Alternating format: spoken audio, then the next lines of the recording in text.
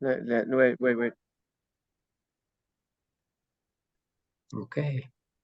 Wait. Rachel, Carrie. I haven't. I need to move. Not letting me change to Portuguese.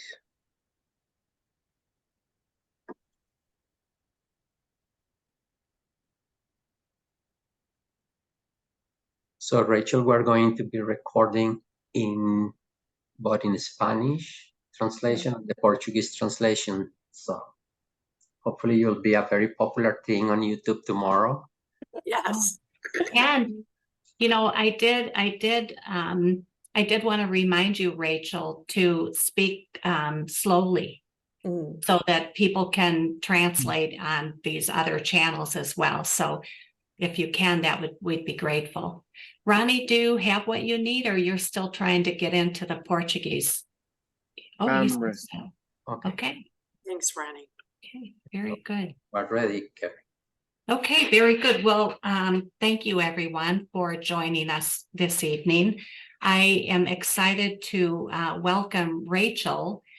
She is a nurse from the United States, and she is a somewhat recent nurse. I mean, certainly, I think just the last couple years. Rachel, we're going to let you tell us about your experience. But again, we welcome you and thank you for sharing your experiences with us. And now Sergio will translate. Bueno, buenas noches para todos. Gracias por estar aquí la noche de hoy. El día de hoy vamos a estar con Rachel, quien es una enfermera, que de hecho hace par años se graduó recientemente. Y bueno, vamos a conversar con Rachel un poco acerca de su profesión en Estados Unidos. Carrie, allow me to start with one question for Rachel. Okay. Rachel, what makes you decide to become a nurse? Yeah, that's a great one. Okay. Oh, that is a great question. I always found that I like to help people in some capacity. I couldn't really articulate or figure out what I wanted to do with helping people. I actually ended up starting my career in insurance and exercise science. And I found that I felt like I just needed to do more. And my brother-in-law is a nurse, and he actually was the one that was like, you should just become a nurse. And I was like, I guess I'll try it. I don't really like blood. I got into nursing school and I found my home. I literally I could not picture myself doing anything else. Okay, I'm going to ask you to stop there, Rachel, because we'll do a quick translation. And please go ahead. I hope you took notes, Sergio. Yes. Okay, bueno, sí, David preguntaba que, bueno, ¿qué la llevó a ser enfermera, a tomar esa decisión de ser enfermera? Rachel nos comparte de que de cierta manera ella quería como ayudar a las personas, ¿sí? Ella inició trabajando en algo relacionado con seguros, ¿sí? Y después, pues, en su núcleo familiar, el hermano, pues, le decía, ¿por qué no ser enfermera? Y de cierta manera, pues, ella empezó sus estudios en enfermería. Very nice. So your brother-in-law was a nurse and he said, go for it. And then tell us what happened after that. So I got into nursing school. It was a second degree program to get my BSN. Oh. So it was like an 18-month program during which he worked at a children's hospital, the hospital I work at now, and told me to become a nursing assistant. He thought I would enjoy working with children. Sergio, do you need me to stop? Tell me if I'm talking too long. Do you want me to take a break? No, it's okay. It's okay. It's Okay. because I know most people think, like, at least for me, when I was in nursing school, I figured I would be a bedside med-surg nurse at an adult hospital. Once I started becoming a nursing assistant at the children's hospital, I was like, I don't know how anyone works with adults. Children are the best. So that's kind of how I landed where I am today. And I've been here for 5 years now. Oh, wow. Mhm. Okay. Bueno, Rachel nos contaba acerca de su proceso académico de estudio con el tema del BSN. Del BSN es el Bachelor of Science in Nursing. Cerca de 18, un programa de 18 meses para culminarlo. Y adicionalmente, después tratando como de resolver, bueno, cuál sería como la mejor área, hospitalización o trabajar con adultos. Finalmente, pues termina en el área de trabajando con niños, ya cerca de 5 años en esta área. Permíteme agregar algo, Sergio. En los Estados Unidos, para aquellos que no conocen, existen unos programas especiales para personas que ya tienen su licenciatura, ya tienen su título profesional en una carrera, para convertirse en enfermeros profesionales, adquirir la licenciatura en enfermería. Son programas acelerados de 18 meses de estudio, más obviamente algunos cursos de requisitos que hay que tomar, aproximadamente unos 2 años en total de estudio para convertirse en enfermero, siempre y cuando hayas acabado tu carrera de licenciatura, hayas acabado tu pregrado en cualquier otra carrera, no importa cuál sea. Very So good. I just Thank gave a tiny bit an explanation, Rachel, for a lot of the Latin nurses that in the United States, these are the accelerated BSN degrees for people who has finished degree. They already have a bachelor's degree on any other subject and they can become a nurse. Mhm. So, So- but, okay, I'm Oh, sorry. go ahead. So just to clarify, you were working on a nurse assistant all through your program, all through the time that you were doing your BSN, you were working also as a CNA at the hospital at the same time, correct? Correct. Yep. So, Nice.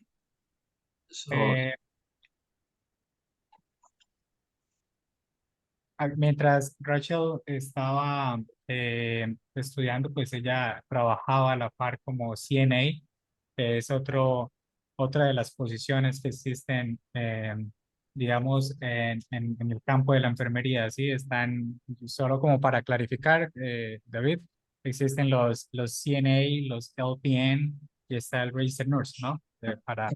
En los hospitales en general solamente los primeros dos, hay los enfermeros, y hay más que todos los CNA, que son los auxiliares de enfermería. Básicamente ese es el título. Certified Nurse Assistant o asistentes de enfermería, que es más o menos el equivalente a un título de auxiliar de enfermería.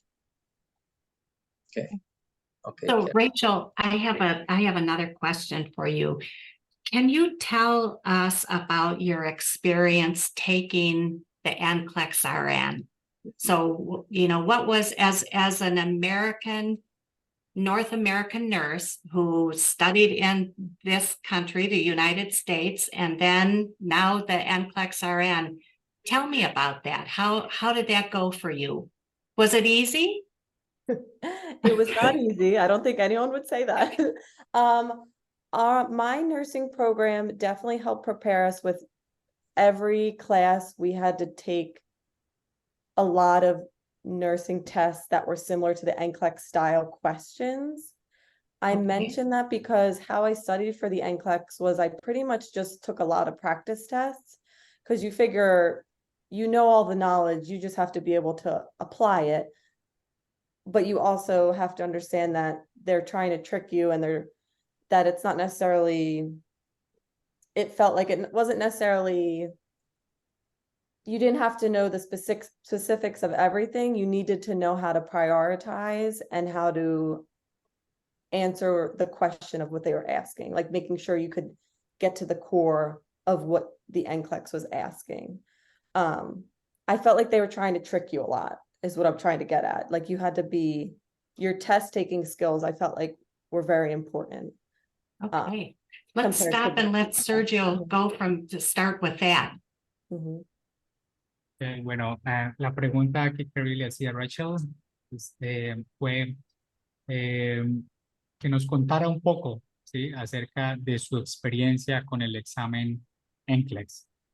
Carrie enfatizaba que si el examen fue fácil. Rachel definitivamente dijo pues que no fue fácil, pero afortunadamente el programa en el que ella estuvo, en el programa académico, cada día los entrenaban para responder este tipo de preguntas relacionadas con el NCLEX, ¿sí? En cada clase hacían abordaje de las preguntas y aunque pues ya se suponía que tenían conocimiento de enfermería, no era suficiente. Sin embargo, necesitas saber priorizar, ¿sí? Saber hacer el abordaje del cuerpo de la pregunta. So Rachel, interesting that you said that your university, really from the beginning, where they were teaching you how to answer questions that were NCLEX style questions. Did I hear that right? That was one of the things that they do really from the beginning, is try to prepare you. Yeah, I think they gave us a number. I think it was like 2,000 or 3,000 questions by the end of our program we had done that were comparable to the NCLEX, which is a lot when the NCLEX is what, only 175 or something. So yeah, lots of practice. Okay. Interesante la manera de cómo pues el programa académico, la universidad desde el principio la preparaba para esto, para el examen. Rachel nos dice que sí, al finalizar el programa casi que abordaron alrededor de 3,000 preguntas de tipo NCLEX. And did you take some time between graduating, and how long did you study before you took the NCLEX RN, once you completed your studies? After you graduate, they have to like get you an NCLEX number, which usually takes 4 to 6 weeks. So pretty much me and all of my classmates just studied for that 4 to 6 week period. Once we got the number, took the test. I definitely think the quicker the better, for many reasons. You know, the anxiety of taking the NCLEX, the fresh knowledge that, you know, it's fresh in your brain. So yeah, I didn't wait very long. Carrie pregunta que si tomó algún tiempo antes de la graduación o después para tomar el examen. Rachel nos dice que el tiempo que tienes alrededor de 6 semanas, pero pues hace hincapié de que entre más rápido lo tomes, pues muchísimo mejor porque tienes el conocimiento fresco, por supuesto. Very good. Go ahead, Dave. Just to give an explanation to American nurses, just like international nurses submit their degree to the Board of Nursing to get permission. So when Rachel was referring to the number, she had to submit her information to the Board of Nursing to get authorization to take the NCLEX. Nobody can take the NCLEX without the blessing of the Board of Nursing first. So Pearson View and ATT number, right? ATT number. Yeah, the ATT, yeah, I remember. Entonces, los enfermeros americanos, igual que cualquier enfermero extranjero, todos tienen que presentar sus credenciales de su programa al Consejo de Enfermería y esperar que les den el número de aprobación para poder tomar el NCLEX.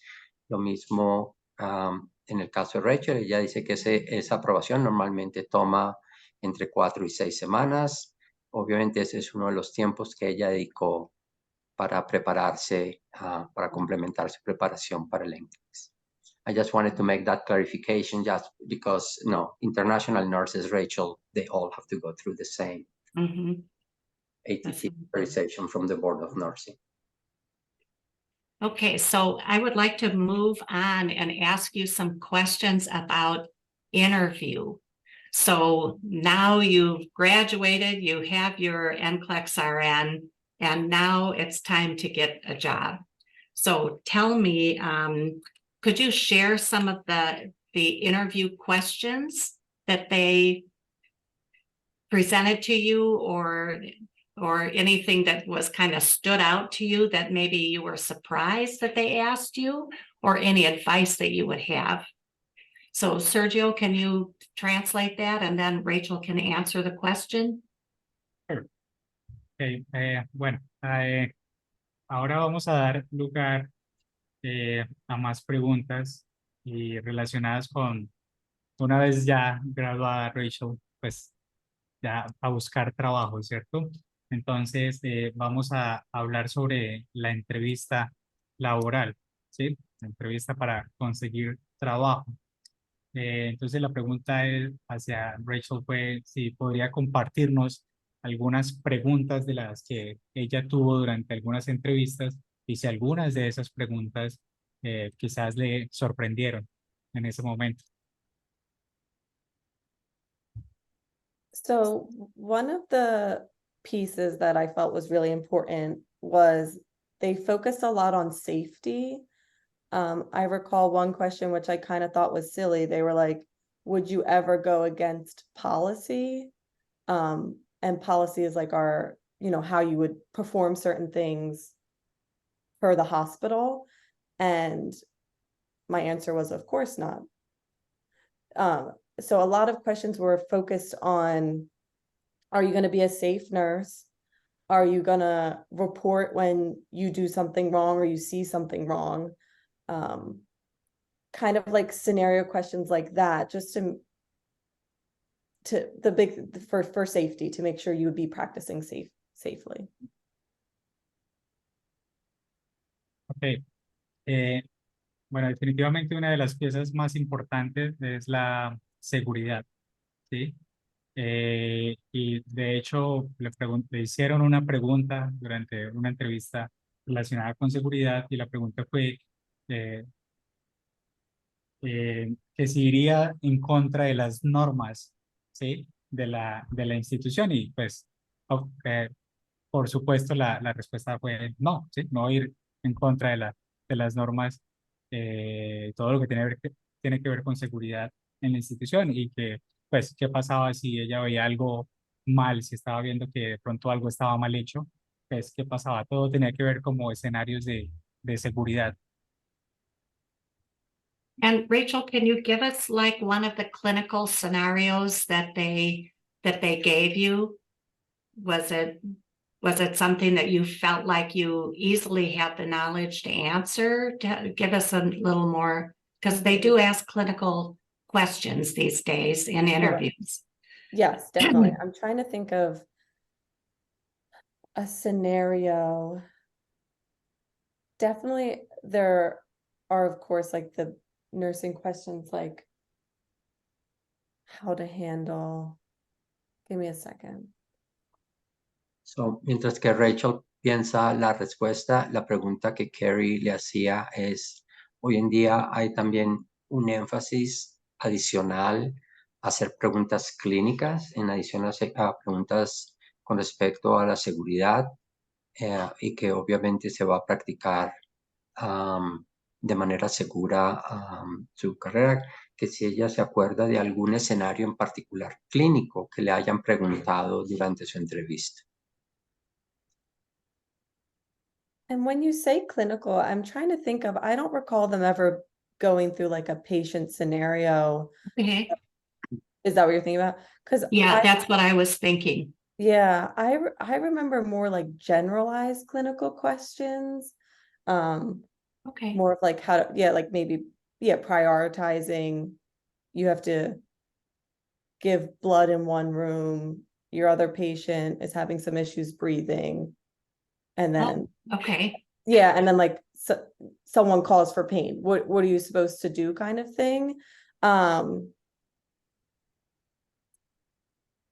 I think what they look for mostly is you giving your reasonings why, but also making sure you know your resources of, if you were to feel overwhelmed, you have your charge nurse, you have your fellow nurses to come to. that's a good example, you know, that about delegation or prioritization and asking for help, right? That's always a great thing. Good.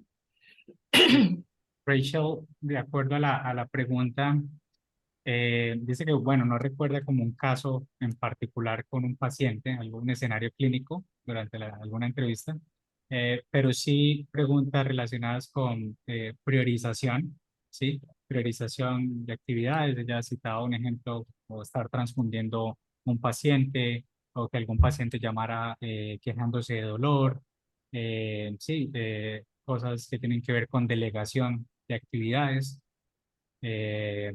Básicamente eso.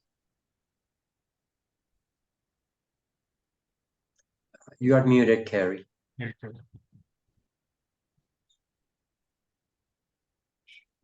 Thanks.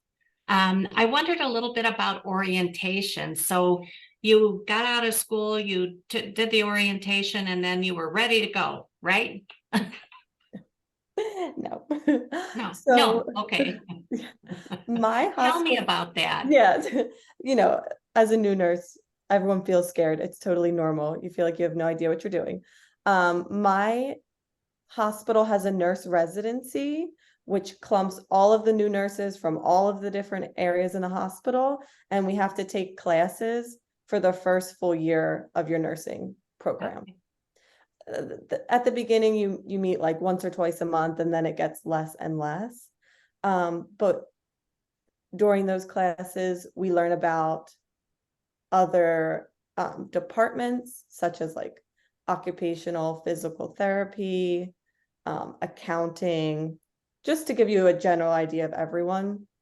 And then they do go into clinical skills such as working with the IV pump, working with a feeding pump, how to start an IV on mannequins, and such like that, stuff like that.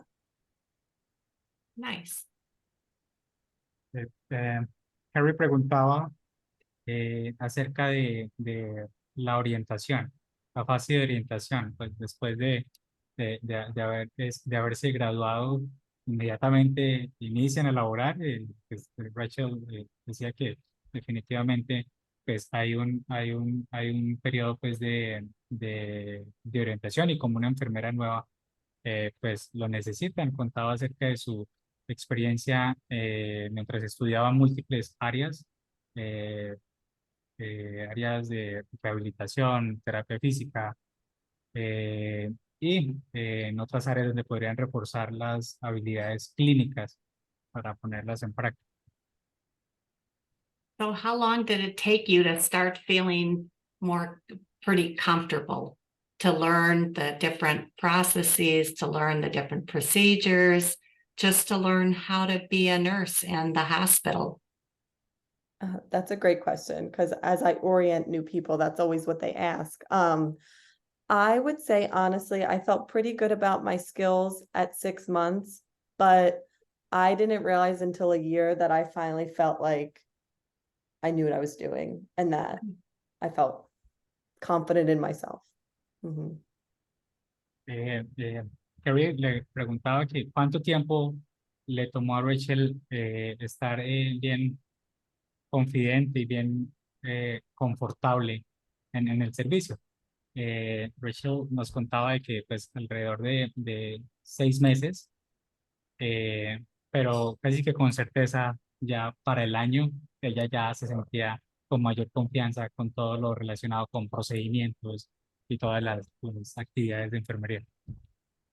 And can you tell us, excuse me, what the single most important thing, if there was one, that you did during orientation to help to help you get where you needed to go?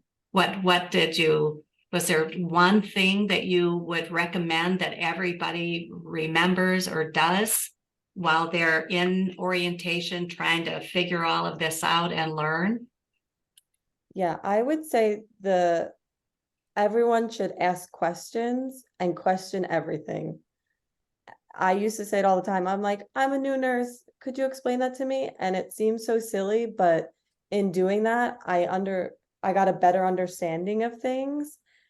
And then it also allowed me to be put in situations. I felt like because I was asking all the time, people would bring me in like, hey, come see this. I know you were curious about this last week.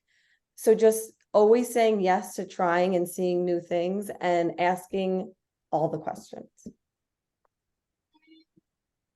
Nice. Y Carrie preguntaba que cuál fue como la cosa más importante que Rachel hizo durante ese proceso de orientación para aprender allí en ese proceso de orientación. Rachel dice que pues definitivamente preguntar, ¿sí? Todo el tiempo preguntar sobre procedimientos. De hecho ya los compañeros la conocían, que ella era muy curiosa y de hecho que preguntaba mucho y la llamaban como para mostrarle procedimientos o mostrarle lo que pues los compañeros hacían. Entonces definitivamente la clave, Rachel no dijo esto, pero la clave es como preguntar, es ser curioso. No, And no, Rachel, no ser tímido de hacer preguntas. Soy un enfermero nuevo, no me da timidez de hacer preguntas para que me colaboren, para que me enseñen. so nobody acted like, what, you don't know that? Everybody acted like, yes, let me tell you. Yes, exactly. Everyone, as a new nurse, they expect you to ask questions. And if you're not asking questions, they're worried about you. They're like, how do you know everything? Because no one, the first year is very hard. And I don't say that to scare anyone. I just remind you to be kind to yourself. It gets easier. It's worth it, but it's not an easy job. And what we do is so important. We touch people and their lives. So it's supposed to be hard and a little scary, honestly. And I think it's for good reason. Yeah. Mhm. Pues Carrie decía que pues no todo el mundo, cada que hagas una pregunta va a estar como que, ¿cómo así? ¿Está preguntando todo el tiempo? No, al contrario.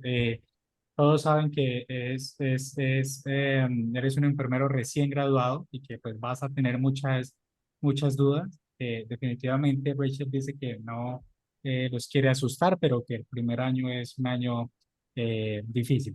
¿Sí? De Rachel, aprendizaje. oh, go ahead.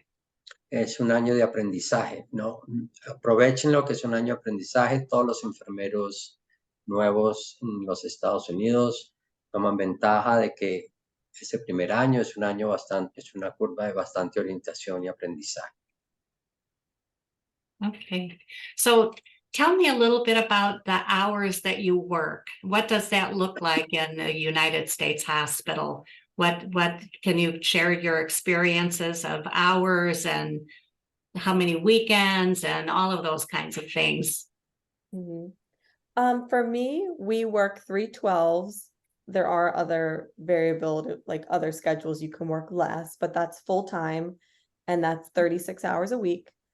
My hospital, you have to start out rotating, which means you have to do at least 4 night shifts in a 6-week period. Okay. And you work 2 weekends in a 6-week period.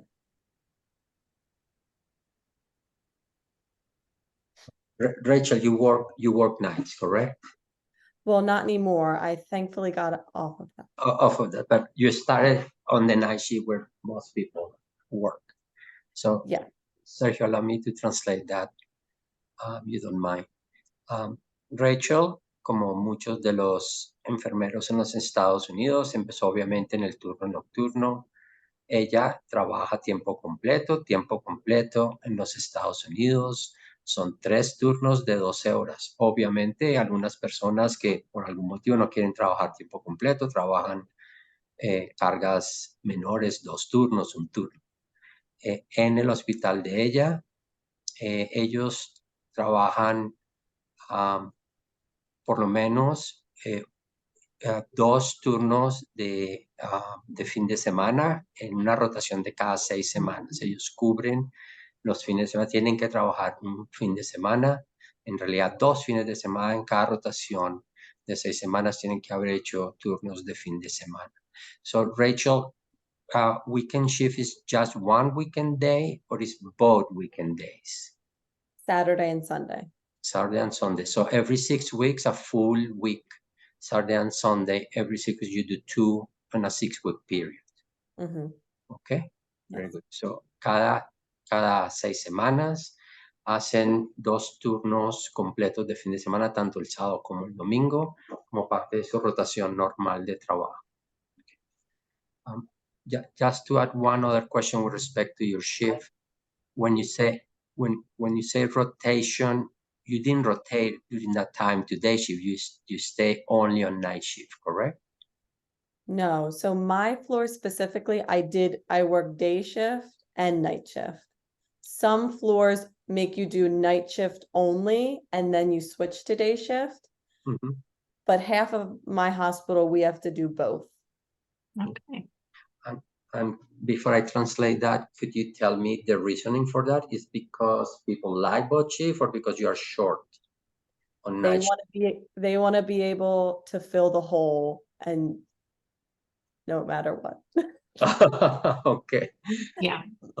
So, so Sergio, I'm sorry, I'm going to take over the little translation on this part. En el hospital, en la unidad particular de donde trabaja Rachel, que es un poquito inusual, ellos rotan día y noche, que esto no es muy usual hoy en día en los Estados Unidos. Inclusive en otras de las unidades del hospital de ella, solamente trabajan noches o solamente trabajan días. Ellos rotan turnos diarios y nocturnos.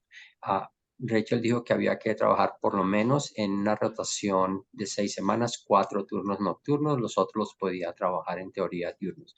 El motivo por el cual lo hacen tiene más que ver con la escasez de enfermeros en los Estados Unidos que cualquier otra cosa. So the real reason sometimes really make you do that is because of nursing shortage and anything else that they have, okay?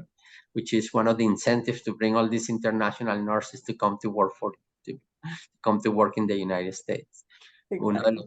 Uno de los motivos por los cuales hacen eso es porque obviamente tiene escasez de enfermeros y quieren tener suficiente gente que puede cubrir días y noches.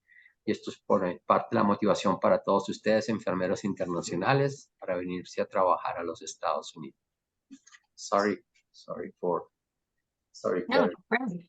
No, not at all. Not at all. So Rachel, are there extra shifts? People ask us all the time, if I wanted to work an extra day, would I be able to do that? Because most of the nurses work 48 hours a week in their country, right? So that's their first job. Sometimes people have another job too. So I know. Yes, it's a lot, right? It is a lot. That is, oh my goodness. You will always, I don't want to say always, but especially during COVID, they were paying us what they called incentive, an extra, at the peak, we got an extra $1,500 for 12 hours to work and overtime. We'll have to have you repeat that. Luckily, it's not COVID anymore, but it will demonstrate the huge incentive that they were paying nurses because there just weren't enough. So $1,500 additional for a 12-hour shift. Yes. Wow. It was amazing. Amazing. Mhm. And now, are they just back to regular? Carrie, give Sergio 1 second to translate. Oh, yeah. Bueno, Carrie le preguntaba a Rachel sobre, hay muchas personas que se preguntan si ellos pueden hacer turnos extras, ¿sí? Teniendo en cuenta que la mayoría de estas personas hacen turnos de 48 horas semanales en sus países de origen. Rachel, de hecho, estaba pues asombrada con tantas horas, 48 horas. Rachel nos contaba de que sí, que de hecho hay algunos incentivos. De hecho, durante el COVID daban un dinero extra por hacer estos turnos adicionales. La cantidad de dinero David, no logré seguirla, el total que daban por turno extra. Durante la pandemia les daban $1,500 adicionales por turno más pago de tiempo extra. ¿Ok?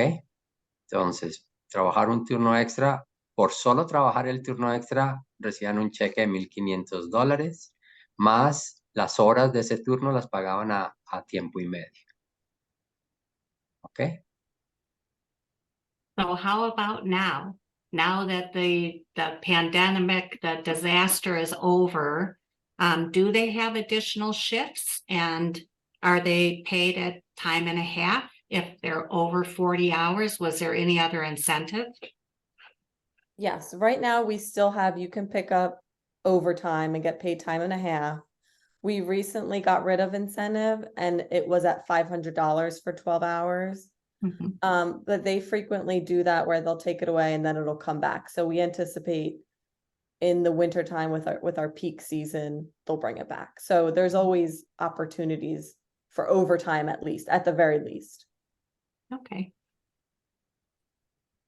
Recientemente, obviamente, después de la pandemia, habían bajado un poco el valor del incentivo, estaban pagando solamente $500 adicionales por un turno extra, más obviamente tiempo tiempo extra, que es tiempo y medio. Ahorita durante el verano, donde la actividad es un poquito menos alta, obviamente el hospital ya no ofrece el incentivo por los turnos extras, obviamente sí pagan el tiempo extra y todo lo demás, pero los incentivos normalmente vuelven durante la época alta de actividad, que es cuando estamos entrando a la parte tarde del otoño, comienzo del invierno. Durante esos meses, cuando los hospitales nuevamente encuentran alto nivel de actividad y empiezan a traer nuevamente los incentivos para los turnos extras. Okay. Rachel, another question I had was, nurses will always say, you know, is if you're a nurse in the United States, do you make a good living? Are the wages and the benefits, would you consider them to be excellent in United States hospitals? I think for the adult hospitals, I do think they are excellent. I work at a children's hospital, so I think they could be a little better, but I think that's pretty common with specialties, which children's is considered a specialty. But I would say the wages are very good. And you make enough money that you're able to have an apartment, you have a car, you have disposable income, you know, you can do things, you can eat out, you can do other things, take a vacation. The pay is enough that you can do those things. Oh, yes, definitely. All of the things you said, 100%. And the other thing, I'm only working 36 hours a week, which would sound incredible. Like I have a decent amount of free time, which I enjoy to be able to do other things. So, yeah. Nice. Okay. Harry decía que los enfermeros siempre dicen de que si eres enfermero en Estados Unidos, quizás tienes muchos beneficios. Entonces esa era la pregunta que le decía a Rachel, si había muchos beneficios siendo enfermera allí. Rachel comparaba un poquito como especialidades y nombró niños y adultos, que definitivamente con adultos hay mejores beneficios, ¿sí? Y Carrie hacía un poquito de hincapié con el tema de que si los ingresos son suficientes para tener un apartamento, para irse de vacaciones. Definitivamente Rachel dice que sí, que definitivamente pues solo trabajando 36 horas a la semana tiene mucho tiempo libre para hacer muchas cosas y que los ingresos son muy buenos, sobre todo trabajando en el área de adultos. And Rachel, you mentioned that you know, it's a busy career, isn't it? What do you do? What do you do to relieve stress? How do you manage stress? And you mentioned that you take some time off also by just working the 3 days. What do you do to kind of keep yourself settled? I think that's a great question, because I think a lot of nurses need to make sure that they do that. I definitely make sure it's great to have people at work that you can confide in and decompress hard days with. Outside of that, I like to be active. I play co-ed soccer and I go to the gym and like to be outside.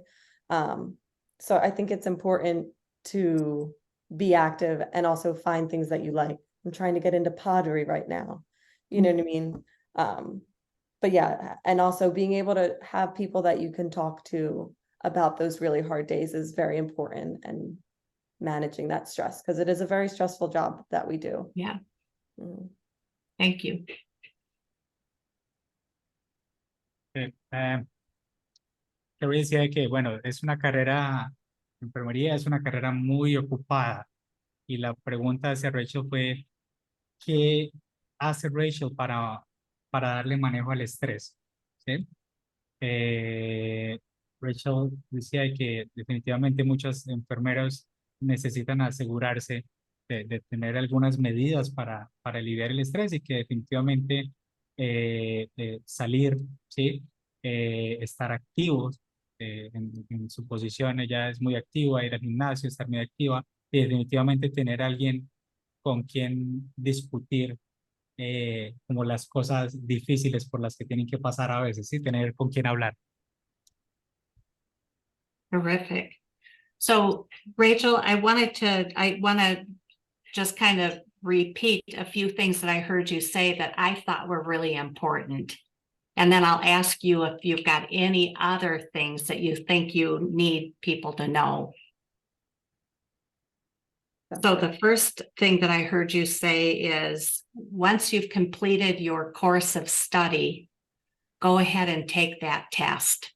Take that NCLEX test, because once you've finished all of the coursework, get in there, take that test.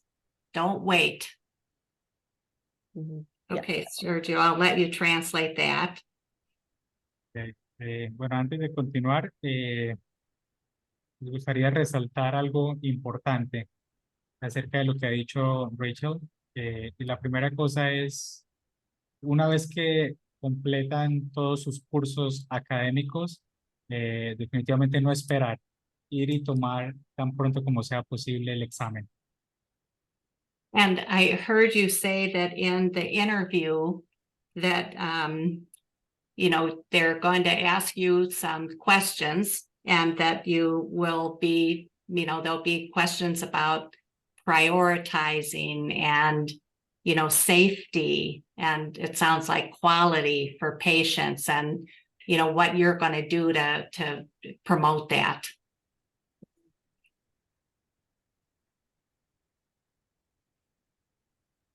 Okay. Y adicionalmente, en cuanto a la entrevista, ¿sí? Van a tener algunas preguntas y preguntas relacionadas con priorización, seguridad, calidad en la atención, y cómo van a reaccionar y a resolver esos escenarios. And in orientation, I heard you say, be kind to yourself. Make sure you ask questions and take opportunities to see and learn.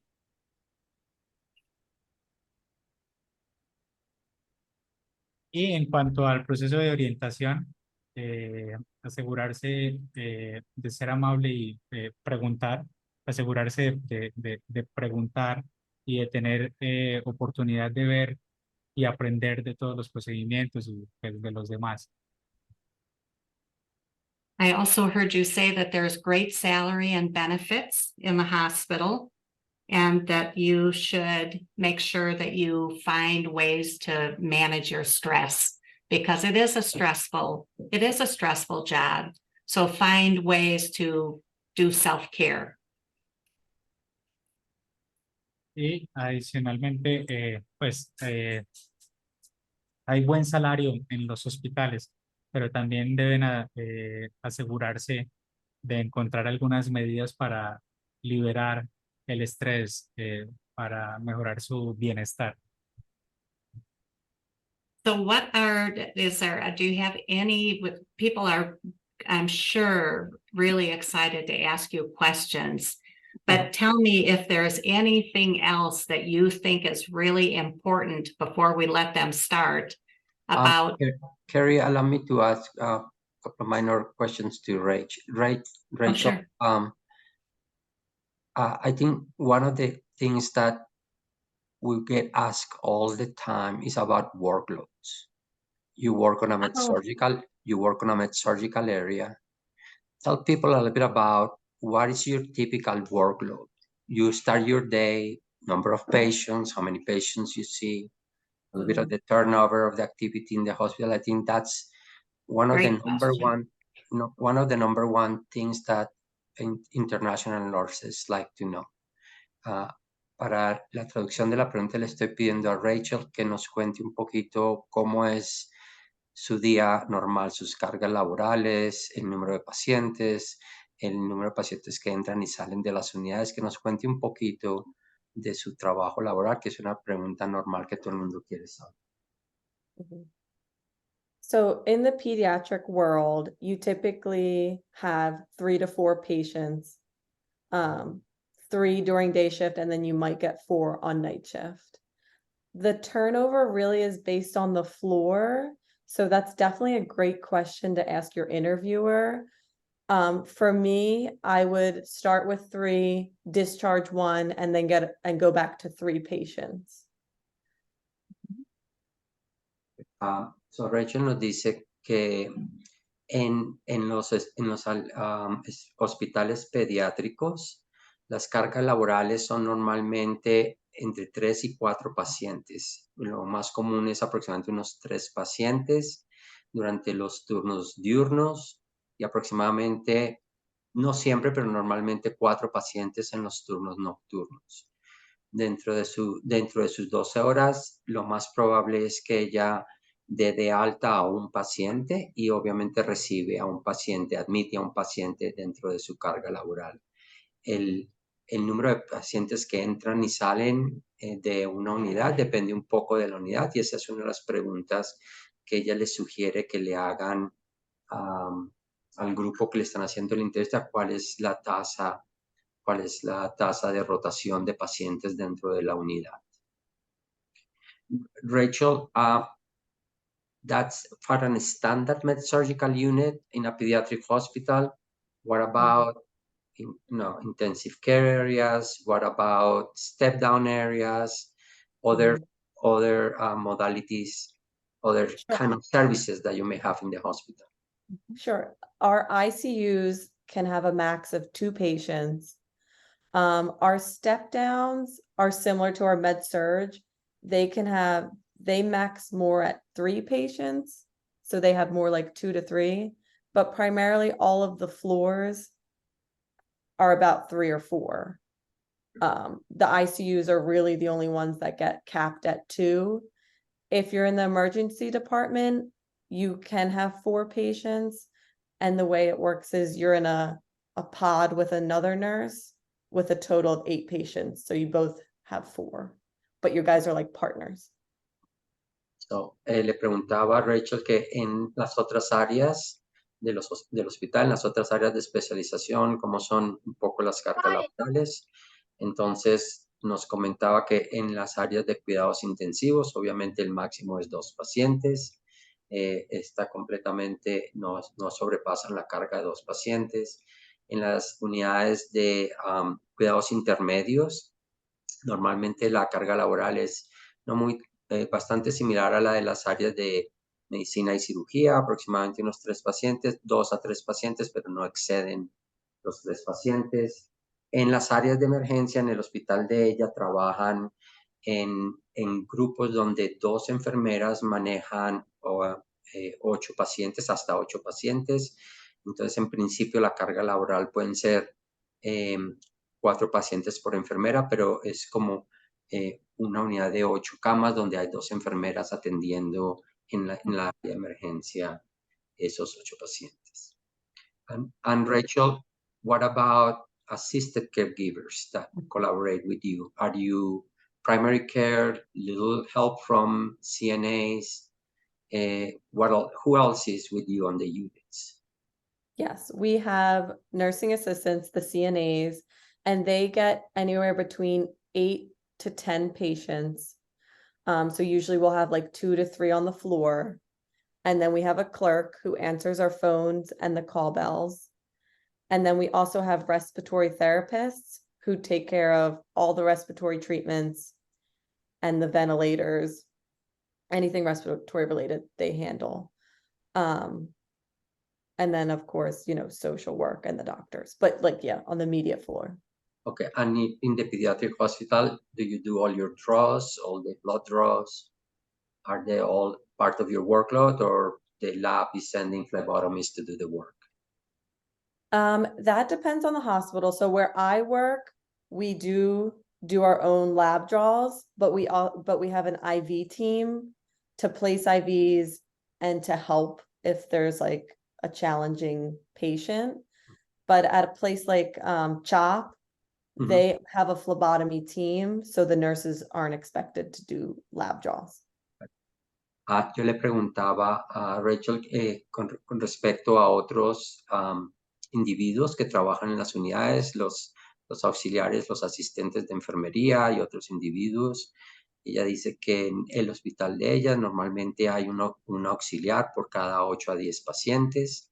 Ellos trabajan de manera que ellos también tienen su asignación. Normalmente tienen terapistas respiratorios que hacen la mayoría de los procesos de ventiladores y tratamientos respiratorios. Y yo le preguntaba en adición si ellos hacen sus propios, ellos traen sus espécimes de laboratorio, sangre, etcétera. Dice que en el hospital de ella sí, ellos lo hacen, pero tienen un equipo especializado que se encarga de poner los intravenosos, ¿okay? O revisar o supervisar cualquier cosa que alguien necesite ayuda con algo intravenoso. Nos comentaba que otro hospital grande pediátrico, uno de los hospitales más grandes pediátricos de los Estados Unidos, que también está en el área de Filadelfia, que se llama CHOPS, en ese hospital en particular, por ejemplo, no hay una expectativa que los enfermeros hagan sus saquen espécimes. Ellos tienen grupos de flebotomistas que se encargan de hacer eso. With respect that in your hospital, other members who are part in the team, where are the physicians, your interaction with physicians? Maybe tell us a tiny bit about what is a charge nurse, what they do in your hospital. Tell the people a little bit about who else comes to participate in the care of the patients. So my hospital focuses strongly on family-centered rounds, which means every day the doctors come around, and that includes the attending, the fellow, the resident, the med students, case management, and nutrition, the nurse, patient, parents, or caregivers, which is really awesome. We talk about everything. Everyone gets to address their concerns, and we decide on the plan of the day as a whole, opposed to some places where the doctors talk about it and then the opinions of the family members and the nursing aren't always in sync. Yeah. Oh, yes. Or, in real time, in one time a day, which is really neat and has been very helpful in patient outcomes and care. Allow me to translate that. En el hospital de Rachel, ellos trabajan bajo un formato que ellos lo llaman servicio o cuidados de familia, donde participan simultáneamente los doctores, los residentes, los otros doctores, los enfermeros, los enfermeros que hacen el manejo de casos, todos participan, y los miembros de la familia, todos como un solo grupo, y obviamente el paciente, discuten cualquier cuestión relacionada con el paciente y toman decisiones en conjunto, y las diferentes preguntas o dudas o cuestiones que hayan a través del grupo las resuelven todos de manera común. Esto es una cosa que a ella le encanta mucho en la forma como funciona su hospital. Ella menciona que obviamente no todos los hospitales trabajan bajo el mismo formato, algunos son un poquito diferentes, donde la parte de los doctores trabaja un tanto más independiente del resto de los grupos, y obviamente después tienen que llegar a coordinar las dos partes. Okay. So Rachel, these rounds, are they once a day? Are they more often than once a day? No, they're just once a day. Now, if something were to happen and the doctors can come and go to reassess the patient, but that formal rounding is once a day. Okay. Estas revisiones de pacientes ocurren solamente una vez al día. Obviamente, si hay algunas revisiones o algo que el equipo necesite saber, bueno, se haría otra. Who gets the bulk of the implementation? The nurse? Who gets the bulk of the implementation of what's discussed during those clinical rounds? It's usually the resident who's taking care of that patient is leading the rounds. Was that your question, or like? Yeah. There are two parts. One is, they're leading the round in terms of the clinical, and obviously you as the nurse, as the participation, obviously you get to do a lot of the things that get discussed within the round. So kind of a little bit of the clinical piece of working through those rounds. So like, say my patient, a simple example would be has impacted stool. So at rounds, they're like, all right, we're gonna go lightly. We need to drop an NG tube, start go lightly, and then see how the patient responds. They're gonna be MPO. So that's a lot, right? So that gives me the opportunity to ask any questions. Say I don't think my patient is gonna tolerate an NG tube. I'm able to address my concerns. But yes, so after they say all that and we talk about it, I then go do all the things that were discussed.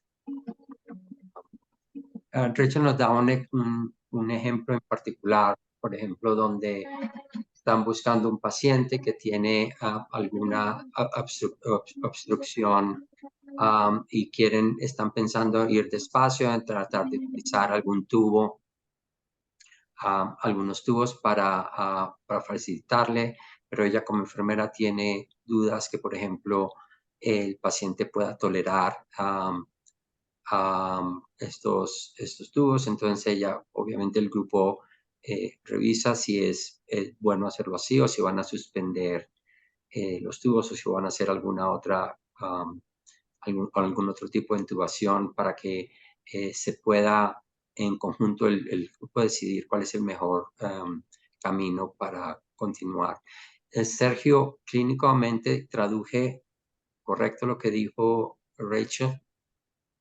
Rachel hablaba sobre las sondas nasogástricas. Entonces, si se presentaba el escenario que había que usar una sonda, pues ver si el paciente lo toleraba o no, y lo discutían con el grupo.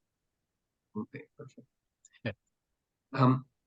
Rachel, switching a tiny bit of it, and then I'll let everybody else ask questions. From a grow as a nurse perspective within the hospital, do you feel the hospital offer you career opportunities to move on, to do new things, learn new things? That's another common question people wants to know.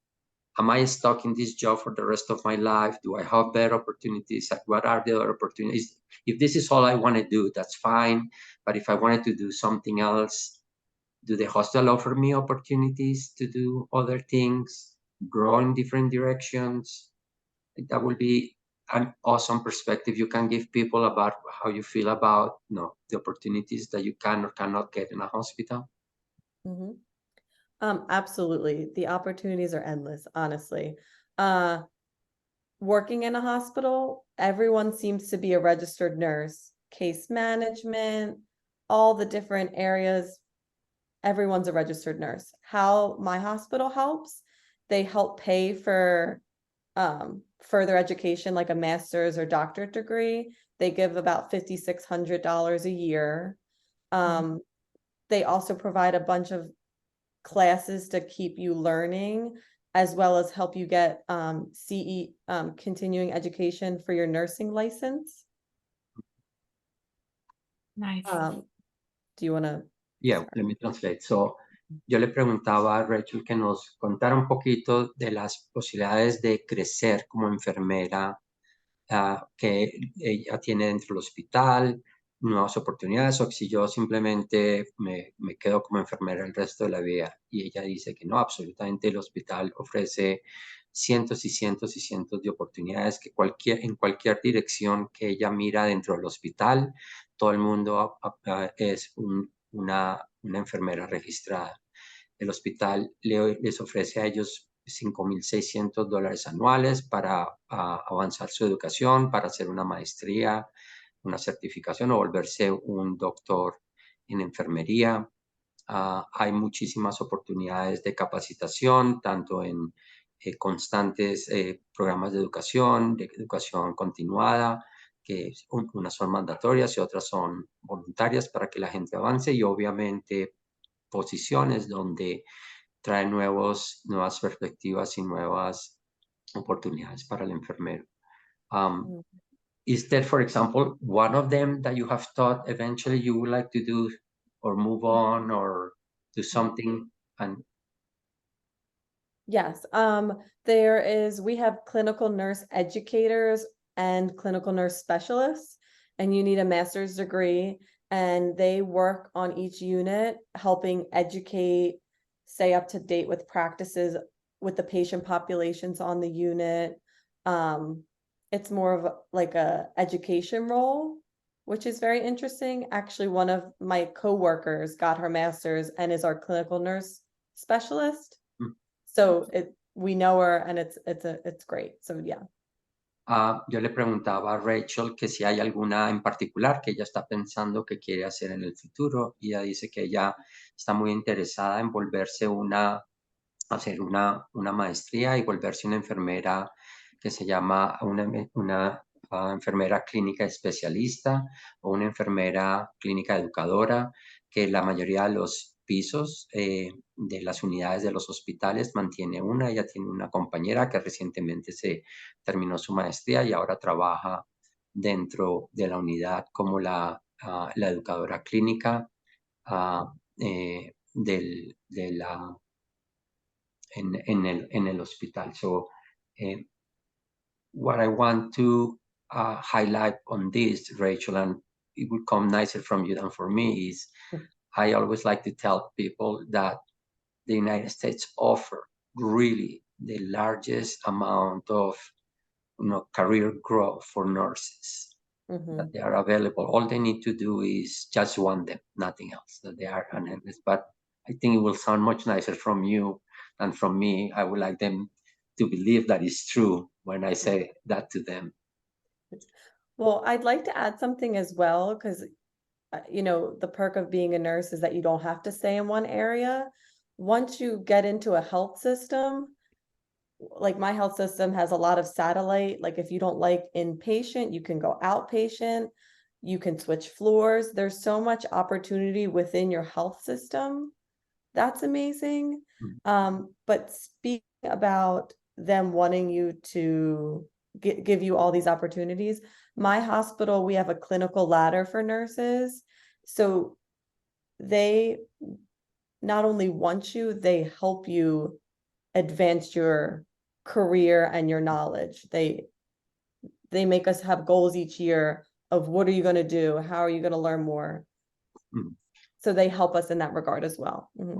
So, Rachel nos cuenta también que como los hospitales en general son parte de sistemas, grandes sistemas hospitaleros, hay cualquier cantidad de muchísimas otras oportunidades dentro del sistema. Si no quieres trabajar a nivel asistencial hospitalaria y quieres trabajar a nivel de consulta externa, en el área externa, hay cualquier cantidad de oportunidades, o en el área de tratamientos, que si no quieres trabajar en una unidad y que preferirías trabajar en una unidad diferente, hay muchísimas posibilidades de moverse de un lado al otro.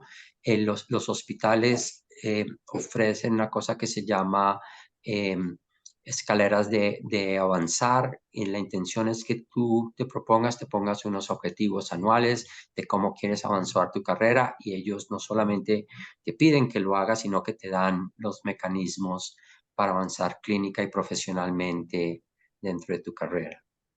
Okay, so I'm not going to ask you any more questions. There is a ton that have gone through the chat, so I'm going to start reading some of those, and I'm going to ask people who wants to raise their hand and we'll let them ask you questions directly. Aquellas personas que quieran levantar la mano y hacerle una pregunta directa a Rachel lo pueden hacer. Muchas me han llegado por el chat, los voy a ir leyendo. Rachel, somebody had a question from a prior issue. They wanted to know that if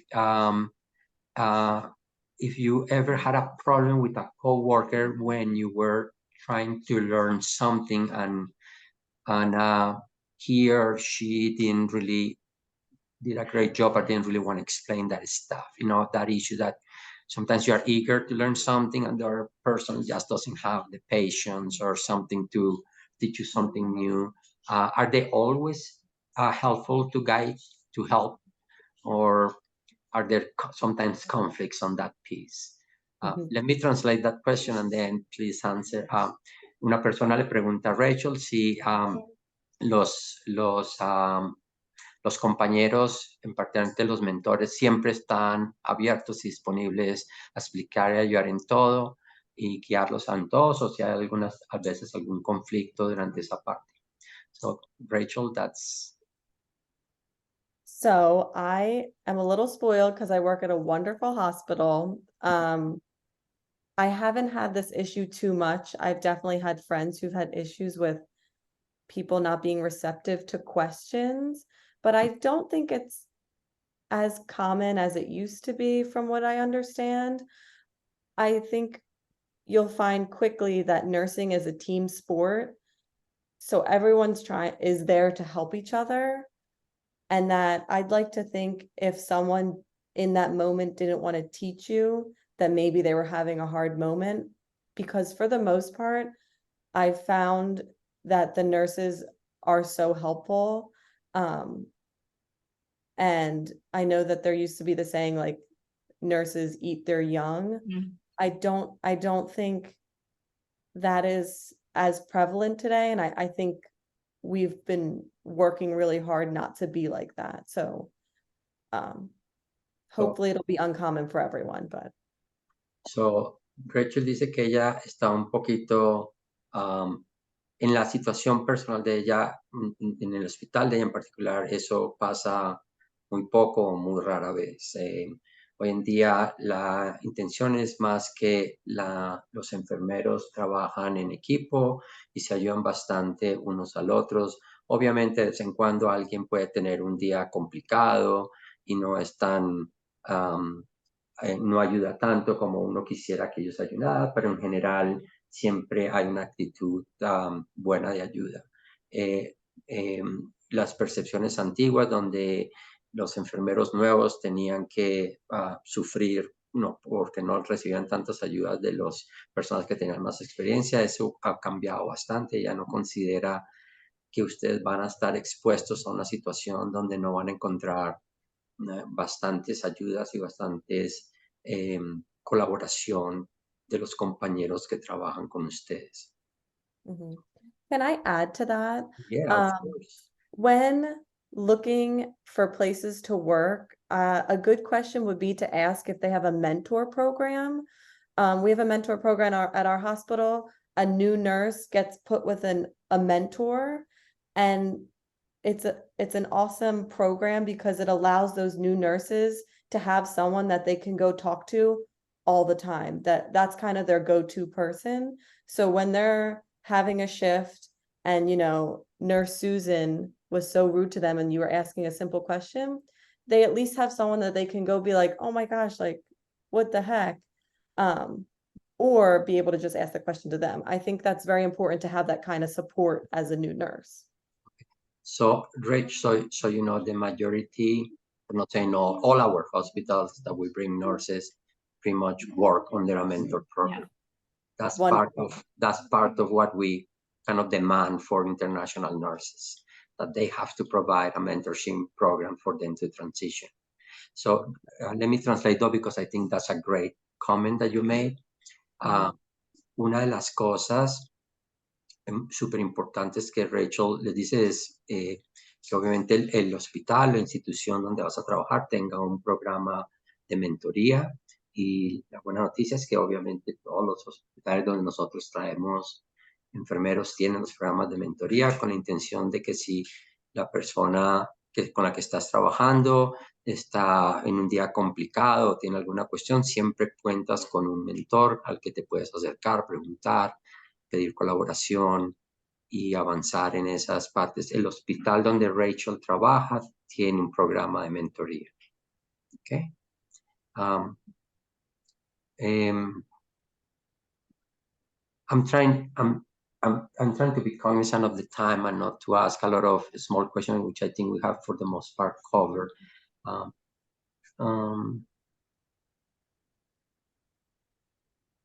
Okay. So this is this is an interesting question. I'm not sure you can answer, but I'm going to try to answer yourself. Did the hospital ever say, okay, we're going to give you, you're going to start on this unit, we're going to give you mentorship on this unit, and then you can, after that, choose whatever other unit you want in the hospital. You are just free after your mentorship program to go any place you want?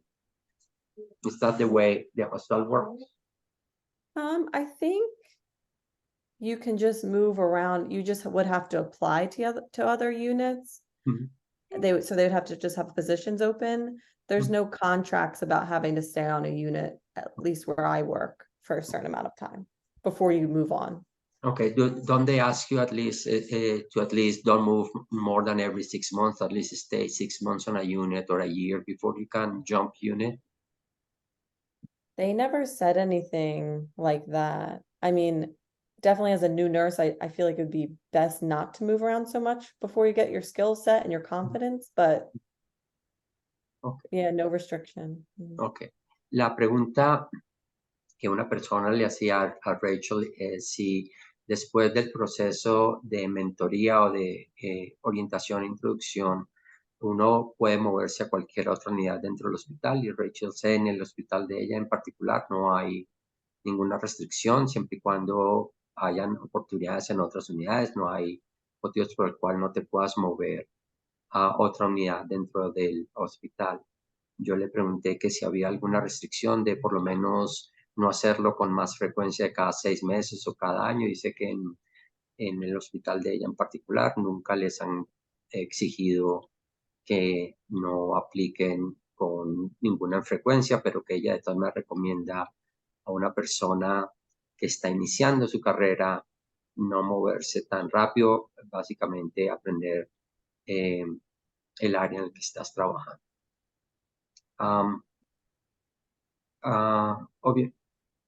We already covered that you work, the number of shifts. Obviously, people want to know salaries. I don't think you need to necessarily share that information on unless you want to give a range. I can give you ranges.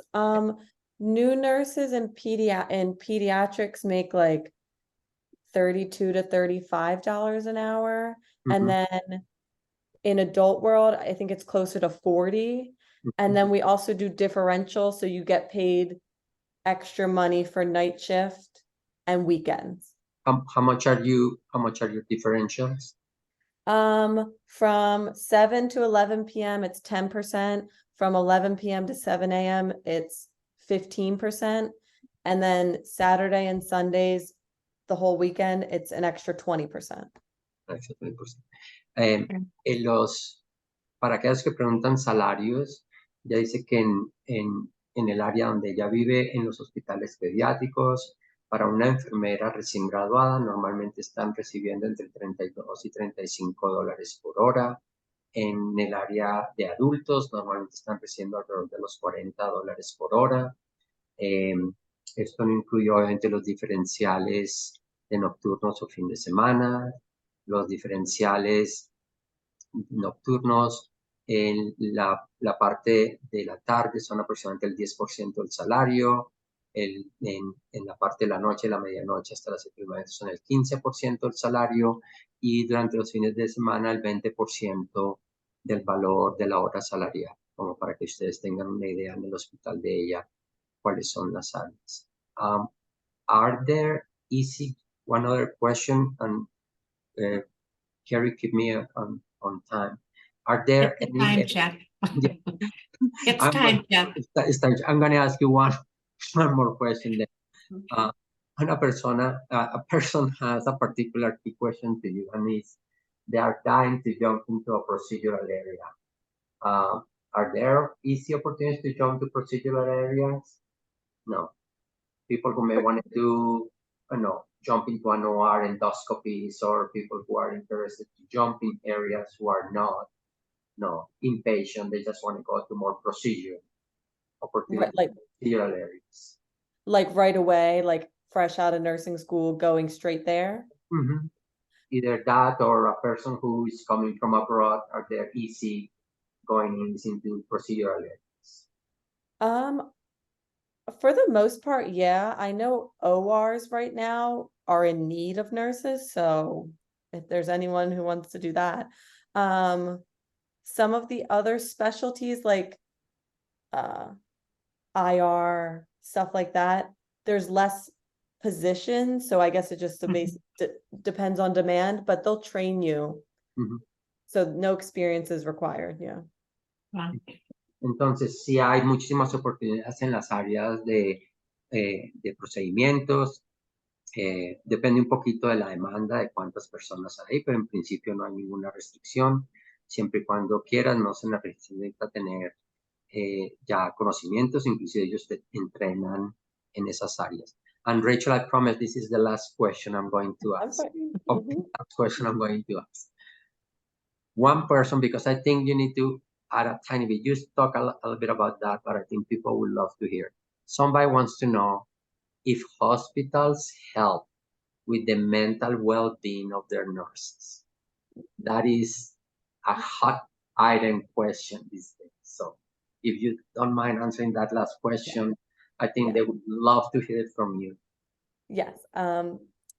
I think that they're working on it. I think it's definitely on their horizon to help with our mental health. Mm-hmm.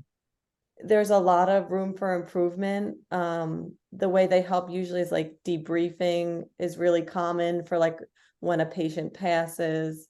But unfortunately, I mean, they do give you some tools. I would say it's still is a work in progress though. What do they offer you benefits to get some outside counseling? They do. They give you some free therapy sessions. Like my hospital, we get the Calm app for free. Mm-hmm. And they give you a lot of information to help you. Mm-hmm. But I know as a nurse, some days I'm like, where's my, I don't know, pick me up in the afternoon when I'm having a really hard day, like that kind of stuff. We don't necessarily see all the time, but they're trying to help, yes, with outside self-care. But I do think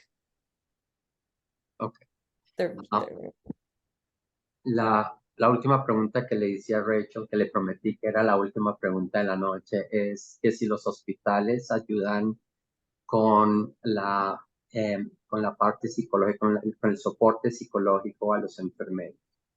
Rachel nos comenta que es está en procesos, estamos volviéndonos mejores a ayudar, pero obviamente todavía hay algunas cosas que no son tan buenas como quisiéramos que fueran. Hay personas con las que se puedan hablar y hay ayudas cuando están pasando ciertas cuestiones. Si se murió un paciente en particular, tener personas con las que se pueda discutir, y los hospitales obviamente están dando beneficios adicionales para que tengas acceso a ayudas externas también. Pero obviamente esto es algo que los hospitales han estado trabajando bastante para tratar de aumentar la ayuda, el soporte psicológico a las personas. Rachel, I promise you there is a ton of more questions, but I'm not going to ask them. Okay. Can I just add one thing to that? I will stay here with you until 11 p.m. I'll stay with the two of you. Yeah. We can hang out. No, I think it's good for Go everyone. ahead, Rachel. Tell us. Sorry, I just wanted to add the one thing because I definitely feel like that was super negative about the self-care for nurses. I think in America, the cool thing is that nursing is always evolving and we have a say in everything. So as for self-care, things are changing because we spoke up about it, like the debriefing and getting the app and stuff. So I'm glad whoever asked it. And I want them to know that them voicing their concerns to their employer, like change happens in the nursing world. And that's why it's so awesome to be a nurse. So. Sergio, will you translate that for people in your words?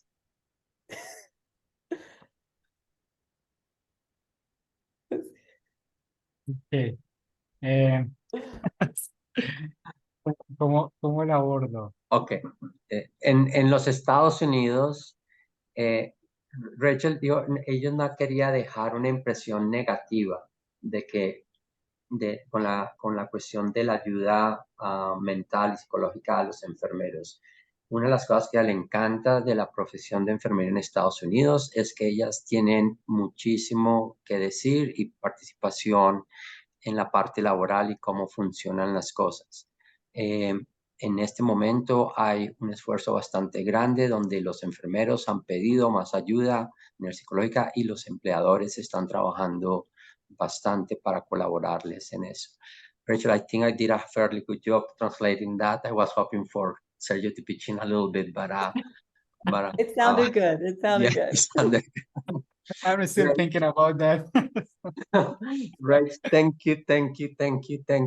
You've been absolutely wonderful. Thank you for coming. Thank you for joining us. I hope we can see you soon. Yes. Again, for many more opportunities. We'll look for specific topics that you can bring to people, but I'm telling you from all our team, Carrie, Sergio, Debbie, everybody who is here from our team and everybody who's here, this has been wonderful. Thank you. Thank you very much. Thank you Rachel, so much for having me. Yeah. It was so nice to meet you. Thank you for sharing your experience.